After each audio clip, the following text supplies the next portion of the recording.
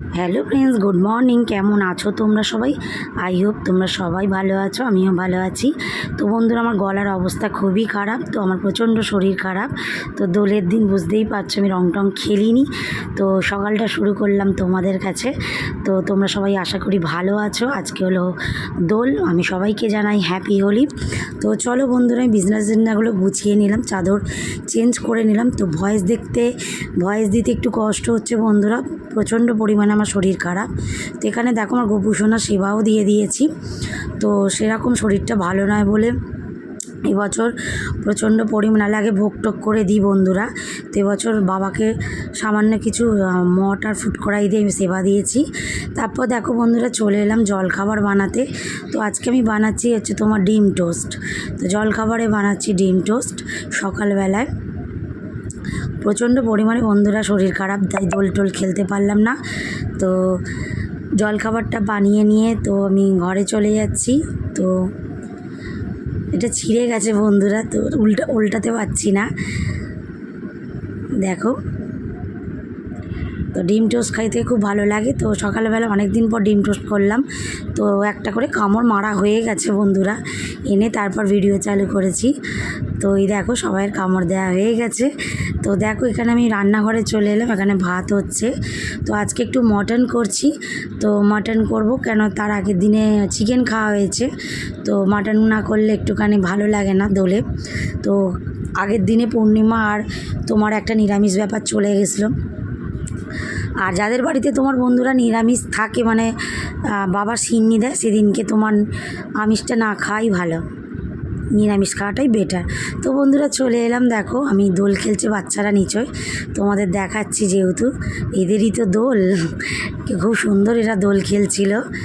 তো আমি একবার চলে এলাম ব্যালকনিতে, আবার রান্নাঘরে চলে এলাম। তো এখানে দেখো কাঁচকলা আর আলুটা ভাজতে বসিয়েছিলাম, সেটা ভাজতে আমি দেখে এলাম দৌড়ে গিয়ে। তো মন উড়ু উড়ু করে আর কি বাইরে এরম হলে, দোল টোল খেললে। তো এখানে দেখো ম্যারিনেট করা হয়ে গেছে মটনটাকে আমার। তো তারপর দেখো বন্ধুরা বেগুন টেগুন ভাজা হয়ে গেল, আলু টালুও ভেজে নিয়েছি। তো আমার গলার অবস্থা খুবই খারাপ, তো মটনটাও কষতে দিয়ে দিয়েছি বন্ধুরা। তো তারপরে দেখো এই যে আমার সব কিছু কমপ্লিট হয়ে গেছে। এখানে দুটো কন্টেনার বের করে রেখেছি, আমার হাজব্যান্ডের একটা পাড়ার ভাই খাবে বলেছিল, তাকে একটু দিলাম। তো মাটনের লাল ঝোল হয়ে গেছে, তার এখানেও ভাত টাত হয়ে গেছে ভাজাভুজি। তো বন্ধুরা স্নান টান করে দেখো সবাইকে খাবার টাবারগুলো আমি পরিবেশন করছি, বেড়ে দিচ্ছি। তো বন্ধুরা সন্ধে হয়ে গেল আর আমি ঘুমিয়ে পড়েছিলাম, শরীর টরীর এতই খারাপ। তো তোমাদের কাছে সন্ধেবেলা আমি এলাম আবার। তো যেহেতু ভয়েস অ্যাড করলাম, পাড়ায় মাইক বাজছে। তো তোমরা দেখো আমি একটুখানি ব্ল্যাক কফি খাচ্ছি। তো কফি টফি খেয়ে বন্ধুরা আবার আমি গেলাম রান্নাঘরের দিকে। তো এসে বন্ধুরা দেখো চিলি চিকেন বসালাম। তো আমার ঘরে হচ্ছে তোমার চিলি চিকেন, মানে চিকেন মাটন এগুলো হলে ওদের খুব ভালো। এই যে ম্যারিনেট করে রেখেছি আমি, চিলি চিকেন হবে। তো রাতের এটা হচ্ছে তোমার ডিনারে। তো চিলি চিকেনগুলো একটা করে পকোড়াগুলো আমি ভেজে নিচ্ছি। তো তোমরা কে পকোড়া ভাজতে এরকম করে প্রথমে যখন হয় তখন খাও, আমাকে কমেন্টস করো। আমরা তো পকোড়া ভাজতে একটা করে খেয়ে নিই, খুব ভালোও লাগে।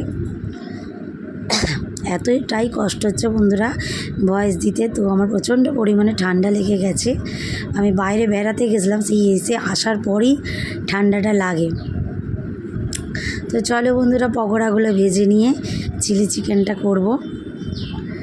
তো ব্লগটাকে আমি আর বেশি বড় করিনি। তো লাল করে পকোড়াগুলোকে আগে ভেজে নিই। তোমরা বলো সবাই কেমন দোল কাটালে, তো সারা দিনটা তোমাদের কেমন কাটলো। তো আমি পকোড়াগুলো এবার ভেজে নিলাম। সো বন্ধুরা দেখো পকোড়াগুলো ভাজার পর চিলি চিকেনটা বসিয়ে দিলাম। তো চিলি চিকেনটা অলমোস্ট হয়েও গেছে আমার। তো এদিকে তেলটা ঢেলে রেখেছি। তো রুটি করব বন্ধুরা, যেহেতু শরীর ভালো না, আর পরোটা করবো না, ওরা পরোটা বলছিল। তো বন্ধুরা চলো ভিডিওটাকে এখানেই শেষ করলাম। তোমরা সবাই ভালো থাকো, সুস্থ থাকো, দেখতে থাকো মিষ্টি ব্লগ। আমার ব্লগ ভালো লাগলে লাইক করো, কমেন্ট করো।